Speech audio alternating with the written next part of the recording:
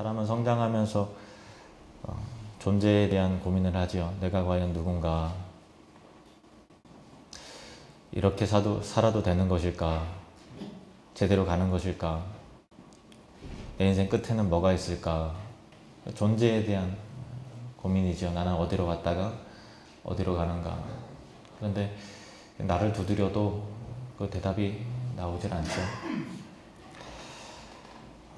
성경에는 나를 만드신 분이 바로 하나님이시고, 그리고 그 창조하신 목적이 있다고 말하고 있죠.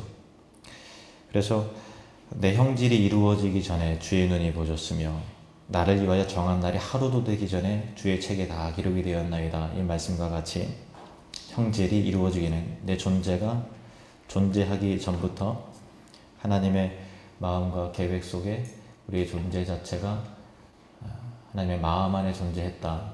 말이 좀 이상하지만 존재가 있기 전부터 하나님께서 마음으로, 계획으로 우리를 이미 품고 계셨다라고 하는 그런 의미입니다. 그래서 우리가 이 땅에 있는 이유는 하나님께서 계획하심 따라서 나를 향한 영원한 계획이 있다라고 하는 그런 부분이죠. 그러니까 우리가 이 땅에 있을 때 어느 가문에서 이때쯤 내가 태어나야 되겠다 이렇게 결단하고 결정해서 나신 분이 아무도 없잖아요. 또 부모님도 태중에 아이가 있지만 아이를 보고서 가장 신기한 게 또 부모죠. 꿈틀꿈틀 거리면서 자라나는 모습 보면은 참 신기해요. 근데 내 안에서 자라나는 거는 맞지만 내 아이를 내가 만드는 거는 아니잖아요. 이제 다리를 만들 때가 됐다.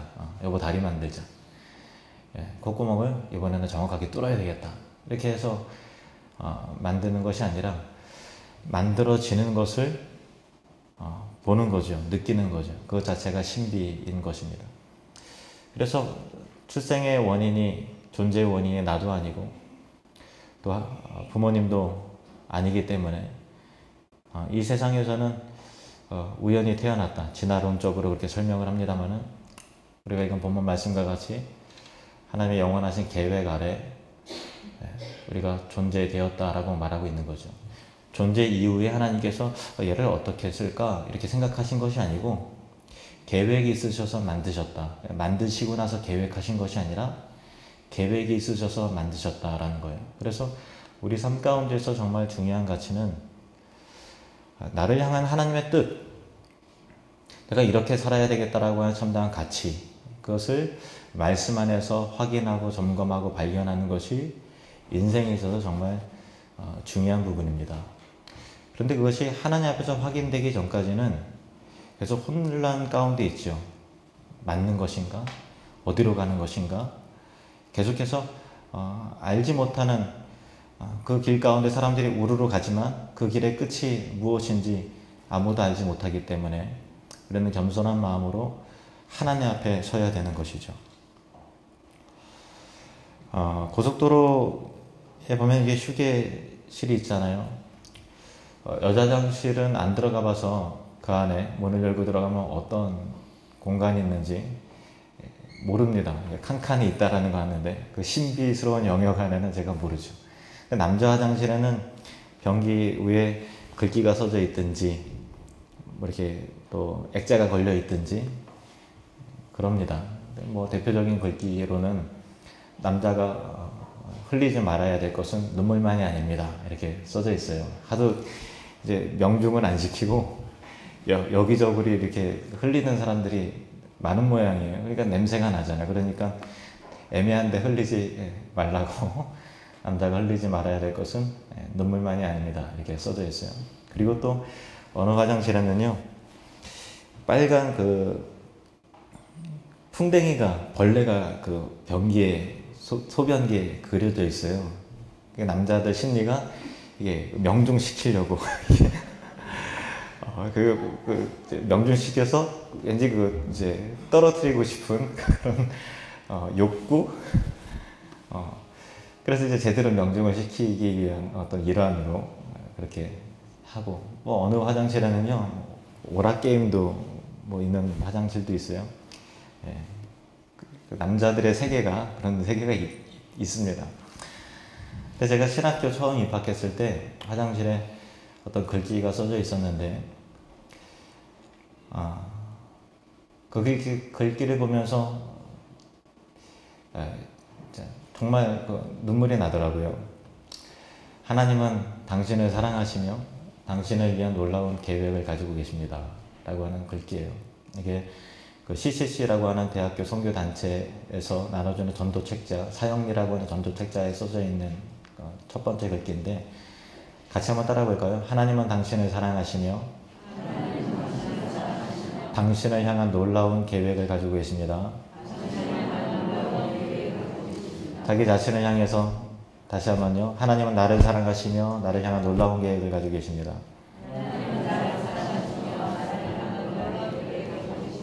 아멘. 나를 사랑하시는 분이 계시다라는 것.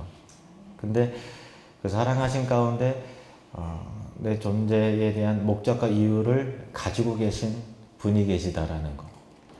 나를 향한 계획이 있다라는 것. 근데 단순하고 평범한 계획이 아니라 놀라운 계획이 있다라는 것. 이게요, 굉장히 감동적인 거예요. 존재에 대한 고민을 하는 사람이라면 굉장히 감동적이에요. 그래서 남자가 흘리지 말아야 될 것은 눈물만이 아닙니다 했는데, 진짜 이제 제가 눈물을 흘렸다니까요.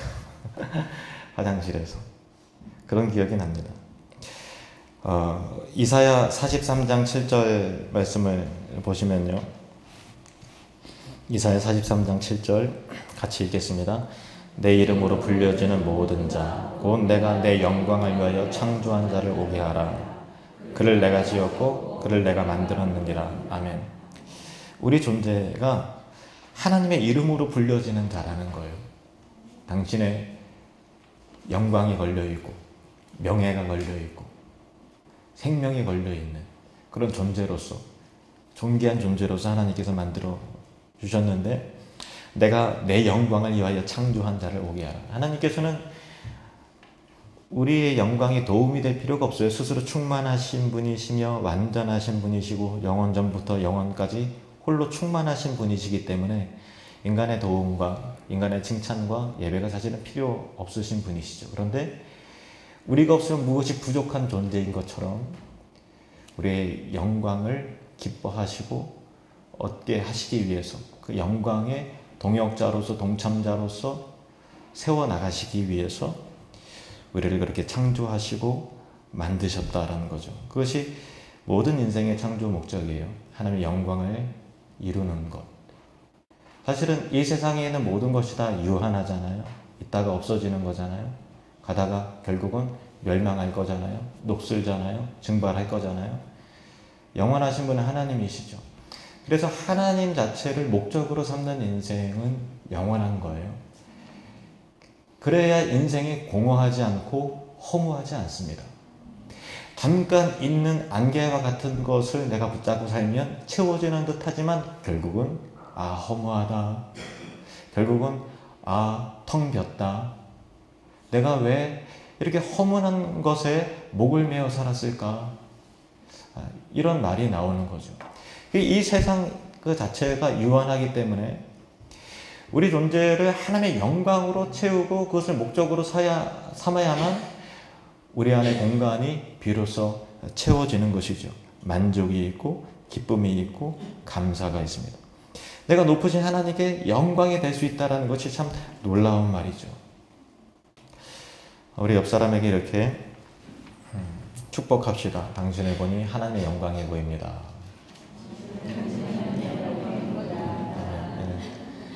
안태주 집사님 왜 안 하세요? 당신을 보니, 다시 한번요, 다른 분에게 당신을 보니 하나님의 영광이 보입니다. 아멘. 하나님의 영광을 위한다는 것은 하나님의 영광을 반사시키고 반영시키는 거예요. 우리는 나올 만한 광채가 없어요. 보여줄 만한 내용이 없어요. 그런데 하나님께서 우리에게 보여주시고 심겨주는 것을 반영시키는 거죠. 하나님의 형상을 반영시키는 거예요. 하나님의 사랑을 드러내는 거예요. 하나님의 영광과 능력을 보여주는 거예요. 하나님의 선하심을 드러내는 거예요. 하나님의 인자하심을 보여주는 거죠. 진실함을 나타내는 것이죠. 그것이 우리를 향한 하나님 목적이에요. 고린도전서 10장 31절 말씀 보시면요. 시작. 그런즉 너희가 먹든지 마시든지 무엇을 하든지 다 하나님의 영광을 위하여 하라. 여러분, 먹는 거 마시는 것은 삶의 기본이죠. 거창하지 않아도 우리 일상의 삶 가운데서 하나님이 얼마든지 드러날 수 있다는 거죠. 하나님의 선하심, 하나님의 위대하심, 그것이 드러나는 것, 그것이 하나님의 영광을 위한 삶인데, 모든 신자들에게는요 그것이 그냥 되어지지 않고 하나님의 영광을 추구하는 그 소원함과 간절함을 주셨습니다. 이 빌립보서 2장 13절 말씀을 보실까요? 빌립보서 2장 13절 같이 읽겠습니다. 시작. 너희 안에서 행하시는 이는 하나님이시니 자기 기쁘신 뜻을 위하여 너희에게 수원을 두고 행하게 하시나니. 아멘. 하나님의 영광을 위한 거룩함을 향한 소원을 두셨다라는 거예요. 그러니까 물론 우리가 실수하고 넘어지면 하나님께서 고쳐서 쓰시기도 하시고, 멀리 가면 데려다 갖다 놓으시고, 때로는 때리고 상처난 부분은 또 마음이 아프셔갖고 또 약을 발라서 또 이렇게 싸매기도 하시고, 그런 과정이 있지만, 그래서 하나님께서 계획하신 것을 반드시 이루고야 마시지만, 그러나 우리 안에서 가만히 있다고 자동으로 되어지는 것이 아니라 우리 안에서 거룩함을 향한 소원, 내 삶 속에서 하나님의 영광이 드러났으면 좋겠다, 하나님의 뜻이 나를 통해서 이루어졌으면 좋겠다, 이 교회를 통해서 하나님의 영광이 드러나게 하옵소서라고 하는 소원함을 주시고 그것을 이루게 하신다는 거예요. 그것을 사명이라고도 하고 비전이라고도 합니다. 여러분 축복합니다. 저와 여러분 안에 거룩함에 대한 소원함, 그 비전이 충만하시기를 주님의 이름으로 축원합니다. 다윗이 그런 소망함이 있었어요. 자, 23절, 24절 말씀을 같이 보실까요? 시작. 하나님이여 나를 살피사 내 마음을 아시며 나를 시험하사 내 뜻을 아옵소서. 내게 무슨 악한 행위가 있나 보시고 나를 영원한 길로 인도하소서. 나를 영원한 길로 인도하소서. 영원한 길을 향한, 거룩한 길을 향한, 영광스러운 길을 향한 기도와 소원과 갈망이 있었다라는 것이에요. 그런데 그런 갈망 가운데 우리가 제한이 되어 있잖아요. 소원함은 있지만 실력이 없잖아요. 그래서 기도가 필요한 것이죠. 그래서 다윗이 기도하고 있는 거예요. 하나님, 내가 영원한 갈망이 있고 거룩함을 향한 소원함이 있는데, 하나님의 뜻을 이루어드리고 싶은 소원함이 있는데, 예수님을 닮고 싶은 그 마음이 있는데, 그러나 내 안에 악함이 있고 너무나도 연약함이 있고 미련함이 있습니다.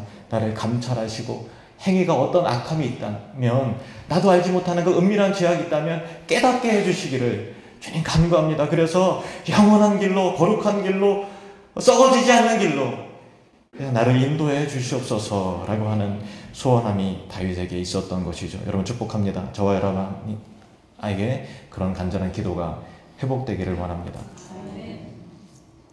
성화라는 것, 거룩함이라는 것은 오늘 말씀과 같이 자기 내면을 살피는 거예요. 뭘 살핀다고요? 내 내면을.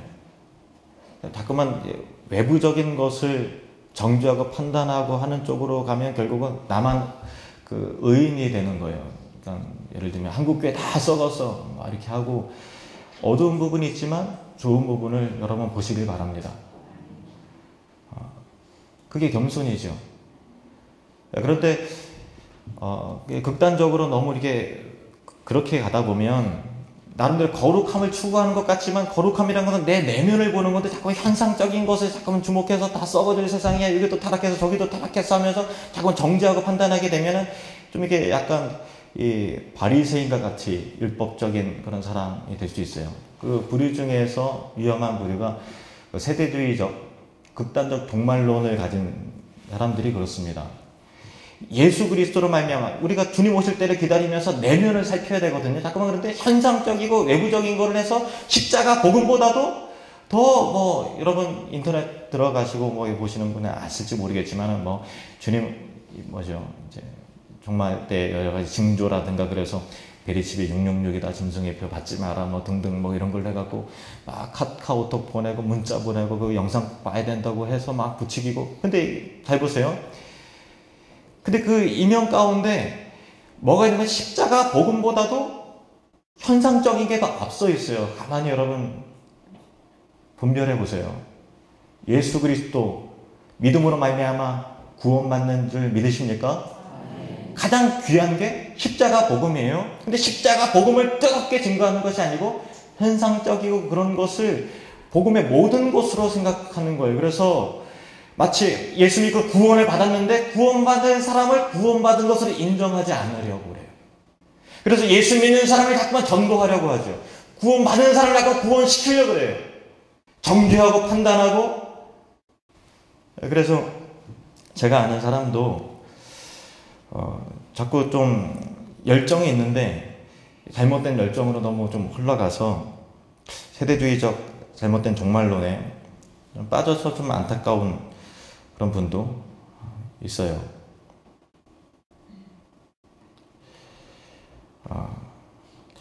이 1998년도에 10월 28일 날 예수님이 오신다 이렇게 해서 이제 그 이장님을 비롯한 여러 사람들 또 등등 해갖고 이제 시한부 종말론 이때 주님 오신다 이렇게 했었잖아요.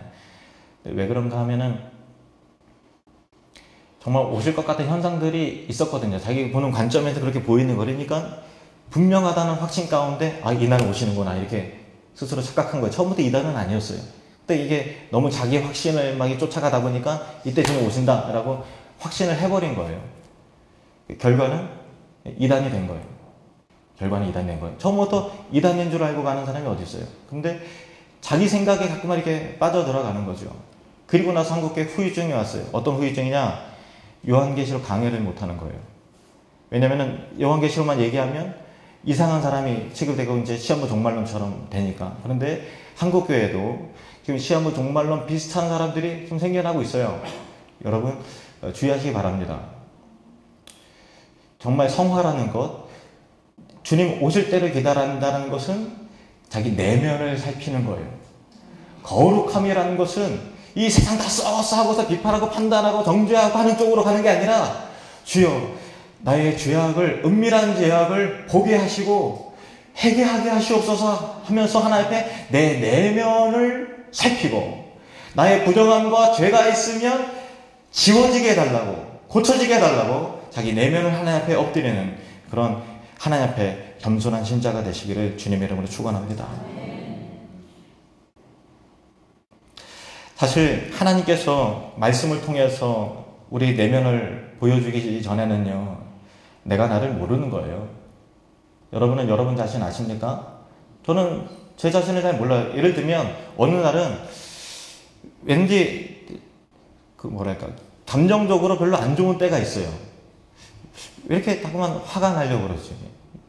성령 충만하지 못했는데 문제는 왜 그런 거지? 그 이유와 원인을 몰라요. 우울해요.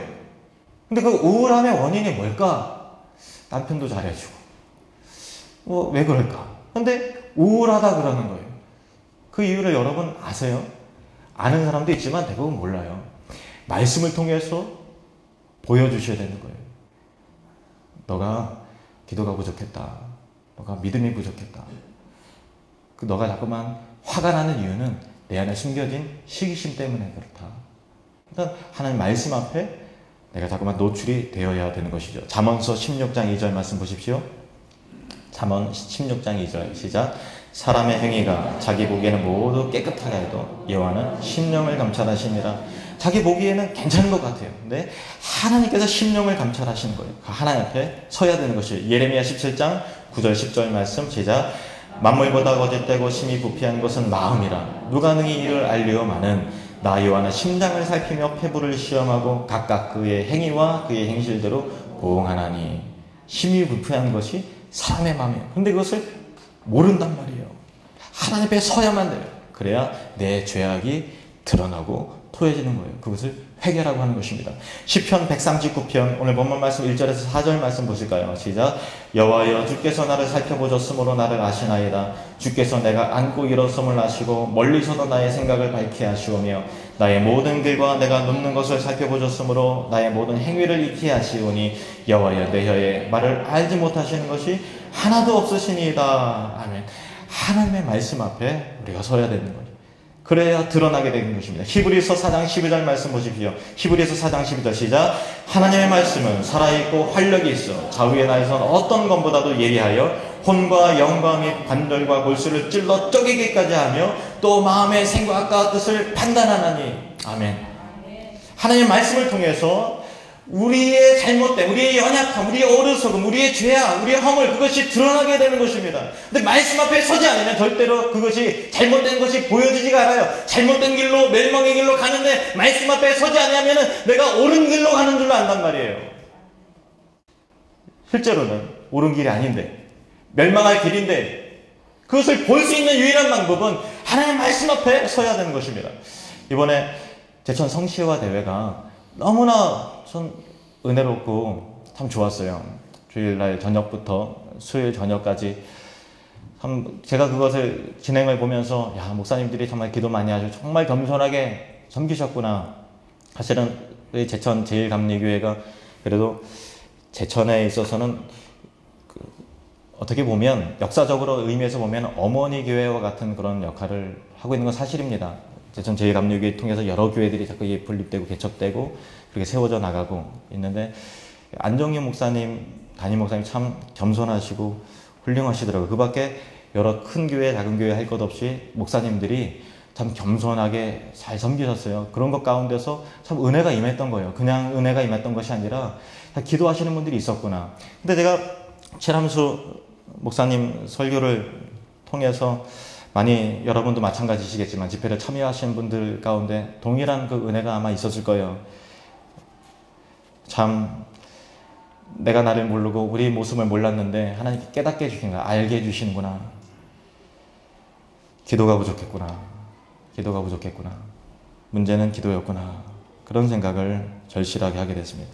같이 한번 고백해 볼까요? 알고 보니 나의 기도가 부족했습니다. 다시 한번요. 알고 보니 나의 기도가 부족했습니다. 아멘. 최남수 목사님 설교 가운데 제가 집회를 다 참여하면서 너무 말씀이 지혜가 있고 은혜가 있고 또 영적인 감동이 있어서 많이 받아 적으면서 요약을 했는데요. 주보에 목회 편지 보시면은 내용이 나와 있어요. 그런데 꼭 여러분 읽어보시기 바랍니다. 제가 이 시간 한번 읽어볼게요. 어떤 메시지가 있었는지. 한 메시지 끝나면 여러분 아멘으로 화답하셨으면 좋겠습니다. 기도자는 고난을 통해 만들어집니다. 그러므로 고난은 축복입니다. 기도자는 고난의 시기에 환경이 열악해도 불평하지 않습니다. 왜냐하면 열악한 환경 속에 하나님의 섭리가 숨어있기 때문입니다. 그렇죠. 열악한 환경이 있다고 불평하지 않는다는, 기도하는 사람은 하나님의 섭리가 숨어 있습니다. 그 섭리를 보길 바랍니다. 기도자는 먹을 것이 없을 때 하나님의 까마귀가 올 것을 믿어야 합니다. 기도자는 가난한 자를 만나 기적을 경험합니다. 돈 때문에 하나님의 일을 멈추지 마십시오. 교회의 모든 사역 밑에 기도의 강이 흘러야 합니다. 비전을 주시면 하나님이 비전 물질을 주십니다. 돈이 아니라 비전 물질입니다. 참 우리가 돈 했잖아요. 돈이 아니라 비전 물질인데 여러분 돈 주세요 이거보다는 비전을 위한 물질을 주세요 이렇게 기도하시기 바랍니다. 저도 배웠어요. 비전 물질을 위해서 기도해야 되는구나. 기도할 때 사탄의 보라살을 피할 수 있습니다. 기도하는 사람은 엎드리는 사람이잖아요. 보라살을 휙휙 쏘는데 엎드리고 있으면 피할 수 있는 거지. 잠깐 일어서면 맞을 수 있는 거예요. 기도는 믿음의 거인으로 만듭니다. 기도의 안테나가 녹슬면 하나님의 음성을 들을 수 없습니다. 다른 사람이 문제가 아니라 내가 기도하지 않는 것이 문제입니다. 기도자는 미래의 축복이 오는 소리를 듣습니다. 작은 성공에 머물지 마십시오. 제가 이 부분을 설교 드리면서 내가 그랬나 이런 생각이 들어요. 작은 성공이랄 것도 없지만 좀 머물렀구나 그런 생각이 들었습니다. 기도 승리 후에 큰 비 소리를 들으십시오. 기도의 능력은 이루 말할 수 없습니다.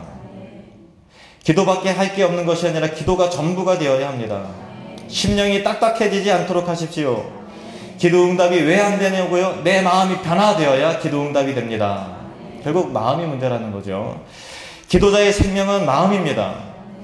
하나님의 손에 내 손을 올리면 글로벌 네트워크의 일원이 됩니다. 단지 예수 충만하십시오. 그것이 기도의 목적입니다. 아무 응답이 없다는 것에 주눅들지 마십시오. 때때로 기도 응답이 없는 것 같아도 주눅들지 말라는 거예요. 믿음을 갖고 계속 기도하라는 거예요. 기도 응답이 올 때까지 7번 기도자가 되십시오. 축복을 만드는 기도를 시작하십시오. 여러분 기도하면서 많이 축복하시길 바랍니다. 기도의 영적 체력을 기르십시오. 왜 어려워졌습니까? 순종을 멈추지 않았나요? 멈춘 순종을 다시 회복하십시오. 여러분이 한국교회입니다. 내가 기도하지 않으면 한국교회가 기도하지 않는 것이며 내가 기도하면 한국교회가 기도하는 것입니다. 한국교회를 살리는 기도자가 되십시오. 기도자가 세워지면 한국교회는 큰 부흥을 경험하게 될 것입니다. 아멘. 은혜가 되죠. 말씀을 통해서 하나님 앞에 우리 공동체가, 목사님 제가, 그리고 여러분 개개인이 부족함이 어떤 것인지, 이 점이 약점이었구나, 이 점이 문제였구나, 이 점이 문제였구나, 하나님께서 깨닫게 해주셨어요. 결국은 스스로 깨닫는 건 없어요. 말씀 앞에 하나님 앞에 서야만 우리의 마음, 심령 깊숙한 곳에 은밀한 죄와 허물과 나태함과 게으름과 어리석음과 그런 것들이, 부족함이 드러나게 되는 것이죠. 드러난 것 가지고 그냥 두지 마시고 하나님 앞에 나아가시는 은혜가 있길 원합니다. 그것이 기도죠. 하나님을 향한 거룩한 비전을 바라보는 거예요. 그런데 그것을 이룰 만한 힘도 없고 능력도 없고 영적인 실력이 없는 거죠. 그래서 기도할 수밖에 없는 거예요. 그런 기도자가 되길 원합니다. 23절, 24절 말씀을 같이 한번 큰 소리로 읽어보겠습니다. 시작. 하나님이여 나를 살피사 내 마음을 아시며 나를 시험하사 내 뜻을 아옵소서. 내게 무슨 악한 행위가 있나 보시고 나를 영원한 길로 인도하소서. 아멘. 이 시간 우리 통성으로 기도하기를 원합니다.